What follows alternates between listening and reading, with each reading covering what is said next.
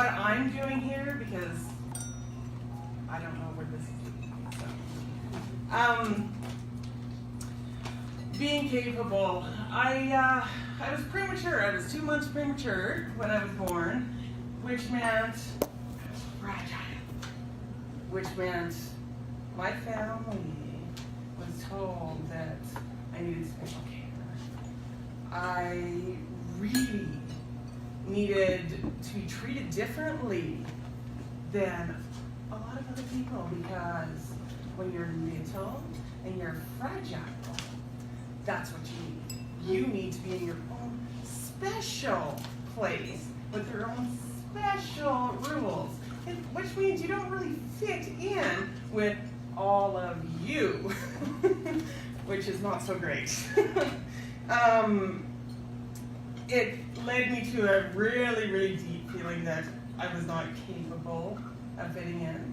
I was not capable of just about anything that most other people would be capable of. So by the time I got into school, I was probably developmentally a little bit delayed because I was premature.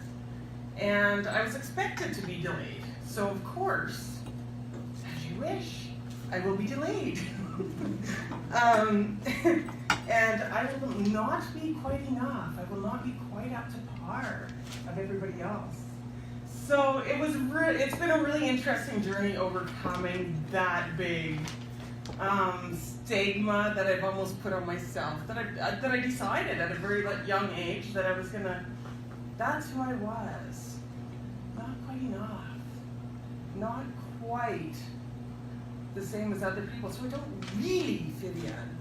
So, when I walk into some place, I don't really expect to be accepted because that would mean I'm the same as you. So, by the time I got into school, like I said, I was behind. So my school in their infinite wisdom decided to, in grade 2, they put me in with the grade 3 and 4. They had a split class, so the slower kid got plucked out of the grade 2 peers, put in with the grade 3 and 4 peers, and the teacher did not like me. She liked to teach with humiliation. She liked to shame. There was a little group of us over the years because I was fortunate enough to have her for grade 2. Grade 2, grade 3, and when I thought I was going to get a reprieve, grade 4. It was quite a learning experience. She would do things like, she really liked to pick on me. She had a few favorites that she listened to all the time, and if somebody said I was not singing O Canada, she would pull me aside. Well, not pull me aside. She would you're writing lines because you need to sing O Canada. Or if I stood on my tiptoes, to be seen, that was another no-no. Every time I would make a mistake in school, I used to get my number 9s and my P's inverted. So she, one time she decided that she would make me stay in at recess and at noon hour. Until I was done, I had to write out 1,000 number 9s in groups of 10 all over the chalkboard. And when all the other kids came in from recess, she would wait till they all sat down nicely and comment on how poor my progress was. So it was pretty humiliating and detrimental. So that sort of gave the kids, some of the kids, I did end up with a group of friends that were really great over the years, but it gave a few of the kids a really great opportunity to say, oh, she's really different. So by the time I was in grade 7, there were some boys that decided they really didn't like me. And grade 7 girls, I was not raised to be a proud woman. My mother and did not raise me. Maybe my sisters might have been, I'm not sure, but I know for myself, that was not top on her priority. It was actually very shameful to be a woman. So by the time grade 7 came along, the kids in the class, every time I would walk into the class, one boy would yell, "I used to be like Carrie, but I'm okay now," like a coyote. 12-year-old boy, that's freaking hilarious. I get it. For me, not so much. So, needless to say, you can see that I kind of started to feel like I was about this big. And took me, like I said, it took me a really long time to be able to stand up and regain my confidence and well, I probably never had the confidence to begin with. I don't know if that was ever encouraged in my childhood, actually. But I did, in my childhood, I did gain a really great value for things other than money. You see, because I was not the same as everyone else, so I was not expected to get a paid job. I was expected to volunteer, and volunteer I did. I volunteered for 4 years.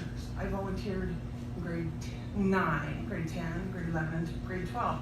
One day, every single weekend of school, I volunteered. That's a pretty big commitment. And I'm very glad that I got that chance. And it gave me so much depth in understanding, because I volunteered at the hospital and the nursing home and the vet clinic. So it gave me a really great understanding of a lot of different issues and a lot of different rural issues, because it was the local vet clinic that I volunteered at, but there was an hour drive each direction, so 10-hour days. It was a very interesting way to live.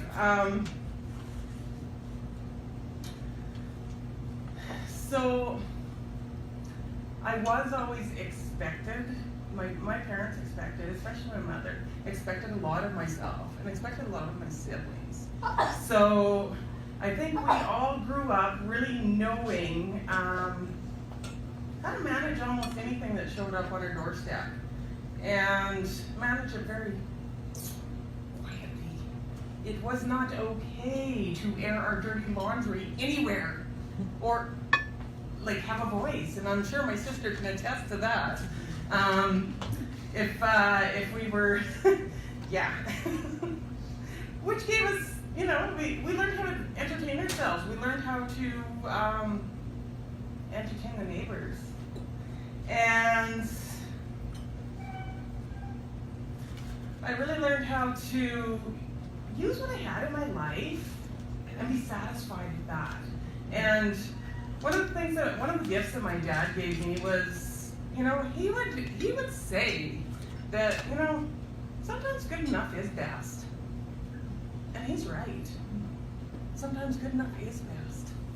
Because we don't have to be super or extra human to be okay. So,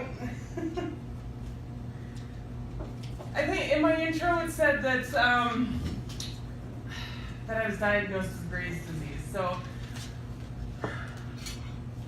during I'm a trained social worker, along with, I failed out of college to begin with, because I still needed to fulfill that I'm not quite good enough thing. So I went into sciences to begin with, and I did animal science. So yeah, I wasn't good enough. My brain does not process science very well. So I got my social work degree, and after a while of working social work, I started to realize I'm really highly sensitive. And as I was, by the time I had children, I was sensitive enough that, when you lay down in your bed with somebody and you feel them move before they move, you feel the synapses that caused the movement. That's how sensitive I was. So I had to really learn how to hone in my spidey senses and be able to really have energetic boundaries that have served me well now. At the time of my diagnosis, I had lost probably 30 pounds. Didn't have a clue. Didn't know that I had lost 30 pounds. How do you not know that? I was sick. And so at the Women Talk conference in Canmore, it was really fun. I was talking to Susie, many of you know Susie, and she's like, oh my gosh, you healed Graves' disease? I had Graves' disease. And, you know, when the doctors had told me that I needed to kill off my thyroid, I was like, oh, no, I don't think I do. They said, you're more likely to win the lottery than to ever have this disease go into remission. So I went on a healing binge. And I did everything that I knew how to do. Plus more, I got help. And 3 months later, my Graves' disease went into remission. And that's pretty phenomenal. And it wasn't until Susie said, oh, hey, girl, high five on that I realized that, holy crap, that's really phenomenal. I actually, you know, I did that, and I was told very clearly that that would never, ever happen. So I have much gratitude for being able to share that story and being able to acknowledge how phenomenal that sort of thing is.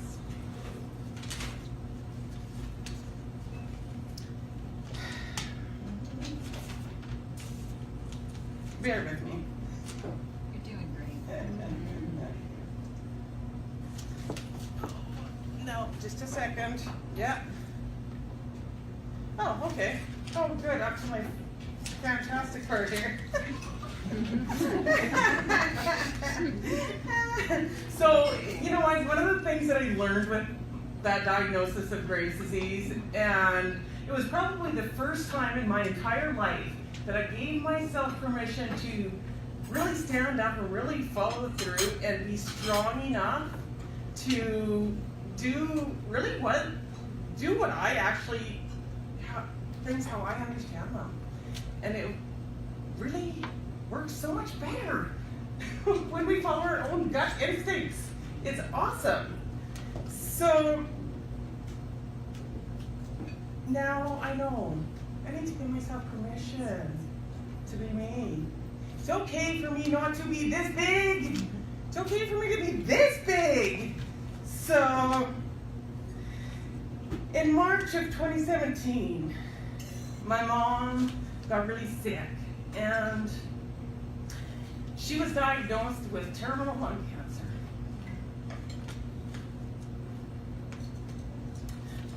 So when I practiced, I didn't cry. But that was a different time. So at that moment, there was a couple things that I knew for sure. I knew for sure that I wanted to be present for that part of my mom's journey. I wanted to be present for my siblings. I wanted to be present for myself. And I wanted to be present for my mom and dad. And the other thing I also knew for sure is that my work would be there when I was done, whatever it was I needed to do. And my husband and my children would also be there. And I was right about that too. So it was a really, really long journey. But you know, the thing that I found over the 7 months that my mom was sick, the 7 months, I became one of her primary caregivers. And the thing that I found that was really neat when it was all done, it's like raising your kids. It's like a blip in time, like this big. Wow.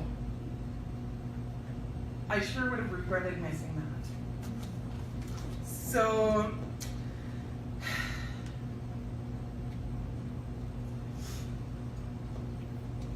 Yeah, so I had to learn really well how to process my own grief, how to process the grief of my siblings. And when my mom got sick, she decided that she wanted to keep it very private. At the time, I know I had many discussions with my siblings, and it feels really unfair. But you know what? That was my mom's last piece of parenting that she felt she could protect her children. Because do you know what I didn't have to do? I didn't have to process my auntie and uncle's grief every day with every little detail. I didn't have to tell all the neighbors every time they phoned exactly what was happening, because she expected, and she let everybody know that she expected people not to hound us. And for that I'm grateful. So, in one of my dad, he's a really amazing guy. He seemed to always cope so well with things. So one day I was talking to him about that, and he said, we'll worry about things for a couple days, and then I just know they're going to be okay. And it was it seemed kind of foreign to me at the time, but for him that was the truth. And he said, in one of my devastated moments, I was like, oh my gosh, Dad. I met him outside, I was in tears, and like, Dad, Mom's so sick. And he said, Carrie, you just have to be normal for your mom. Like reminding me that this is a normal part of life. It doesn't feel nice, but life and death, just as he taught me as a young child, with all of our pets, all of our animals, this was normal. Even though it hurts, it is part of their journey. So he told me that not very long before he was admitted to the hospital for a little fever and a stomachache. Not long before, every time I visited him, he would say, I feel great, I'm great. I'm great. And he would smile. Meanwhile, you could see his light was flickering. Not long before we consoled my mom, because he was the first to go. So on September 29th of last year, I left the palliative care unit of the hospital, where my mom was staying, to suit up to run in the Terry Fox run. That was a good day to die. So, through all of the struggles, all of the process of life and death and the flow of that, I learned many things. I learned to trust. I learned that I had to trust everyone with my children, which I held on to for eternity. I still do, but I have more of a normal perspective on that now. I learned that I'm actually beautiful. Yeah. I learned that I'm capable, and I learned that I am enough.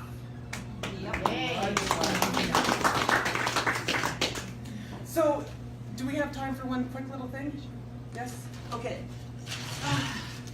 Janice, can I have you come up? We're good. If everybody can just pick a partner. Everyone, and it's, if we look into each other's left eye, it's our, the left eye is the receiving eye. Just come a little closer, Jasmine. Janice? Okay. If you want to hold your hands. You're looking at my wrong eye. And repeat and say to the person looking into their left eye, just like me. Both of your lefts, left and left. Left and left. Yeah, left foot to the left. Does everyone have a partner?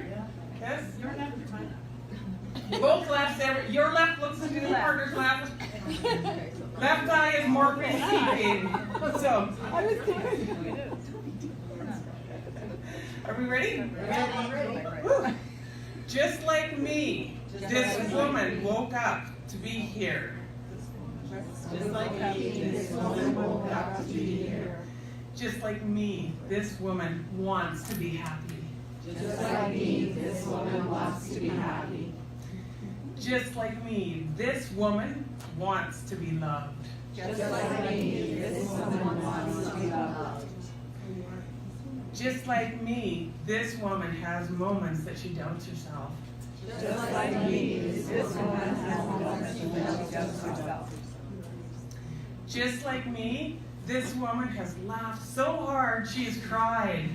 Just like me, this woman has laughed so hard she's cried. Just like me, this woman has felt trapped.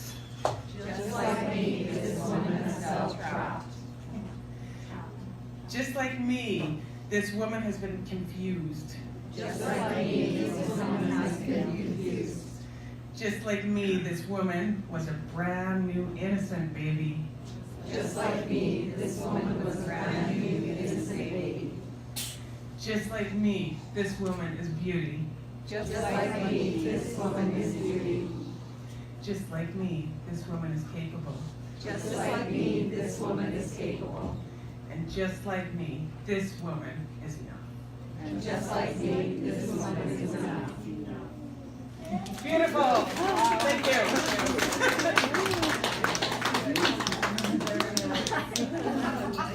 Any questions? Awesome.